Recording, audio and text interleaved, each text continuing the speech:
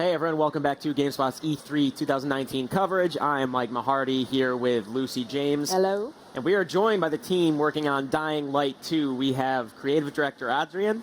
Yep. And narrative designer Chris Avalon. How are we doing, guys? Thank you. How are you? Good. Yeah. It's the show's been busy, but obviously you guys know that. A little bit. Yeah. Absolutely. So tell us what you're showing this year that you didn't last year. What's like what are people excited about with Dying Light 2? So basically, today we have a demo that shows everything that was actually in a premise last year. So the choices and consequences, the story beats that are really influence the gameplay, and the gameplay that influence the story. So it's all in our brilliant demo, and that's the thing we bring.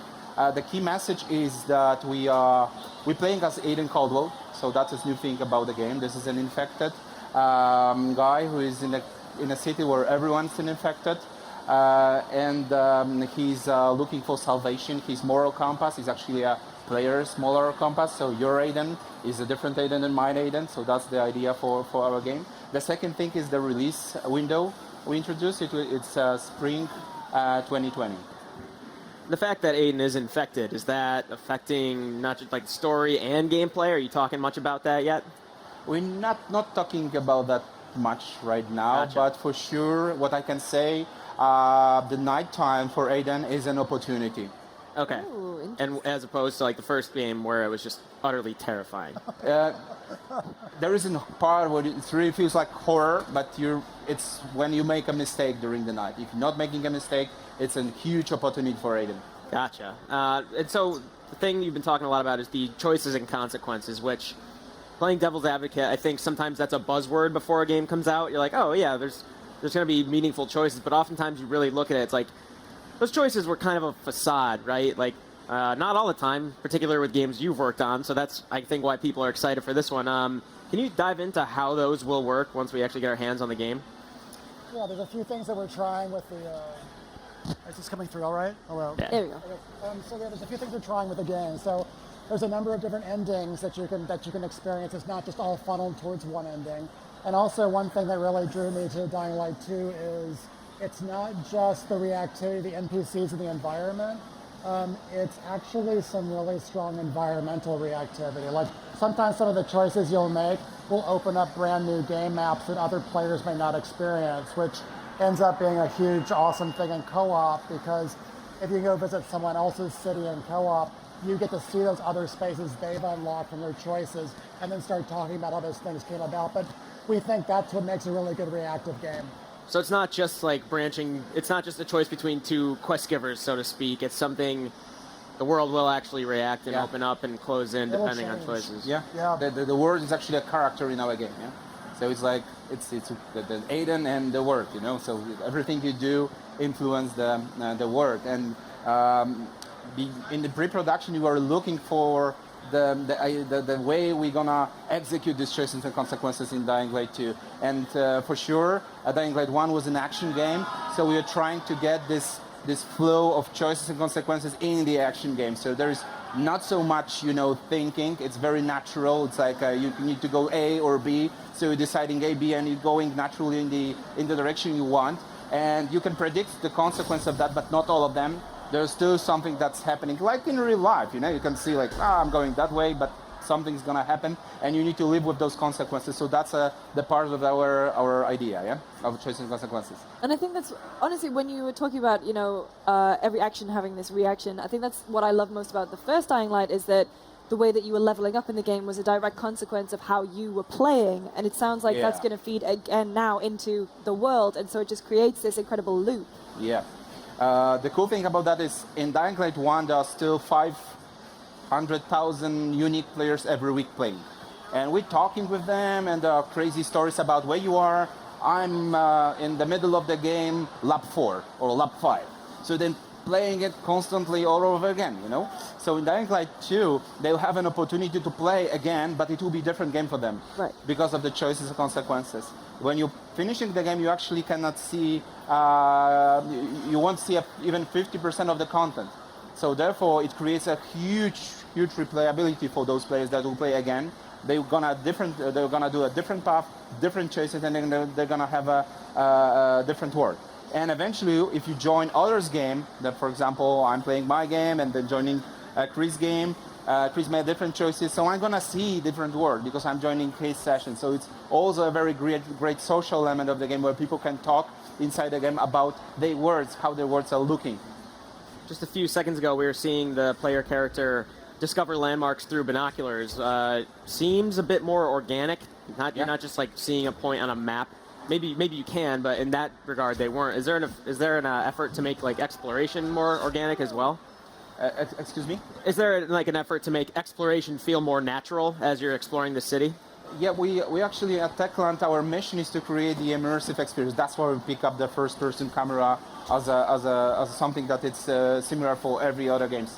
So we are diving into this area even more. So we have those interactive objects that a lot of them in the world that you can open, push, move forward, and then find something. So it's a lot of those kind of things in the game because we're really aiming for immersive experience. Binoculars is of course the tool that's helping you in exploration on this further distance that you can see, zoom, and find something and eventually check what's happening because discovering objects, discovering things in open world game is crucial.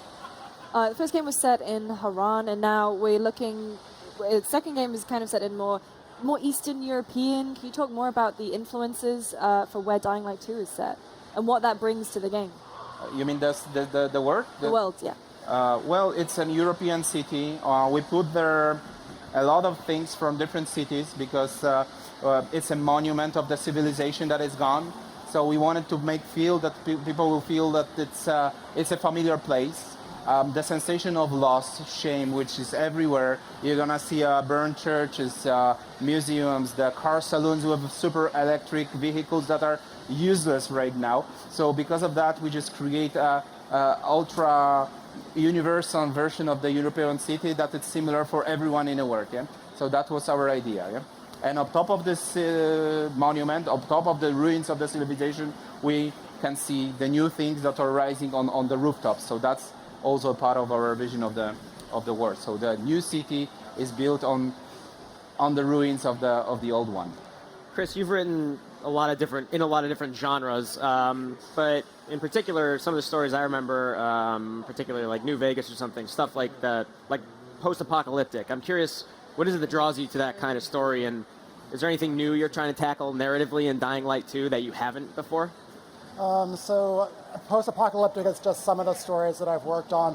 I happen to enjoy that genre. It's one of several. But in Dying Light, what I like is the pressure of the infection always bearing down on you, and not just you as the player character, but everyone you meet in the environment is sort of struggling with this disease and trying to find a cure for this condition.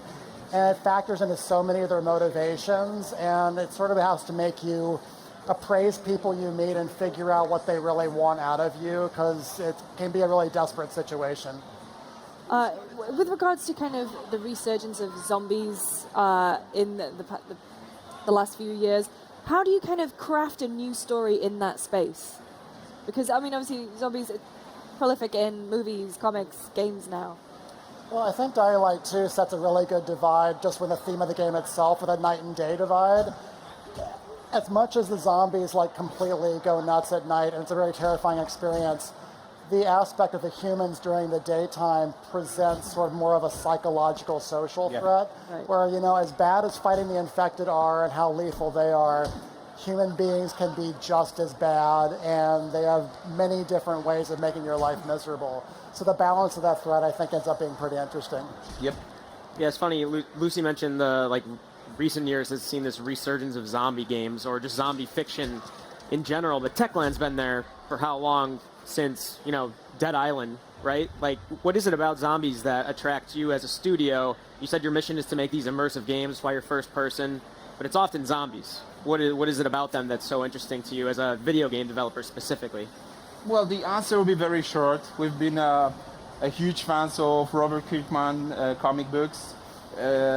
We've been talking with this guy before the show was done by AMC, yeah. That was the trigger, yeah. So we've been fans of the zombies, in the way of Robert Kirkman comics, where the Walking Dead are actually those humans, not those zombies, yeah. So we are experimenting on that, and we are where we are right now, yeah. we're going even further with this idea. Dying Light was, and still is, being supported, and as you said earlier, has such a rabid community that's still loving the game and still playing it. How are you, developing new things for them? Like trying to create something new for Dying Light 2 that will subvert their expectations while keeping core to what they love about the original game. I can't tell you too much about that, but we've been not prepared for that, blast after Dying Light 1. We've been prepared like we should have something for players for the first year, maybe year and a half, yeah? But, as I mentioned before, 500,000 people are still playing Dying Light 1, and it's 2015 game. So we were not prepared. Right now, we are sure that this thing gonna work. And this choice and consequences aspect gives an additional level for that, because every time you play the game from the very beginning, it's a different game. But on top of that, we're planning something further, for the game to make it living even more than Dying Light 1. But I can't tell you too much about that. When it comes to co-op, how does that change how you're approaching I know you said narratively and world building wise, you can find another player's world has just evolved differently than yours and opened up differently and that's because of choices. Yeah, that's super cool. I'm curious, in terms of the moment-to-moment gameplay, did you ever have to make any adjustments to that to account for co-op? There are not so big changes between what we had in Dying Light 1. It works, so there are not so... in moment-to-moment gameplay, there are actually no changes. It's just working, yeah? It's not a game about numbers, level 50 weapon and level 2 weapon, how to mix up, So it's more tactical combat in Dying Light 1. There's still parameters of the weapon, but it's more about, how you use your thumbsticks and how to manage the right momentum during the combat, rather than just finding the better weapon because the enemies rises with you, so you need to have a better weapon. So that's why it's easier to us to connect players even from different moments in a story. Yeah. Awesome. Well, Adrian and Chris, thank you so much for joining us. One more time, you said you have a release window, correct? When can people hope to get their hands on this? It's spring 2020. Awesome. Well, thank you so much for joining. We appreciate it, and congratulations on showing more of it this week. Good luck with the rest of the year and the launch next year. Thank you. Enjoy the rest of the show. Get some sleep. If you're watching here, thank you so much for joining today. If you're watching from home, thank you for joining. We are going to be here the rest of the week with more interviews with some creators. Tomorrow we have Baldur's Gate 3, which I'm super excited for. Thank you so much for joining. We will see you in the morning.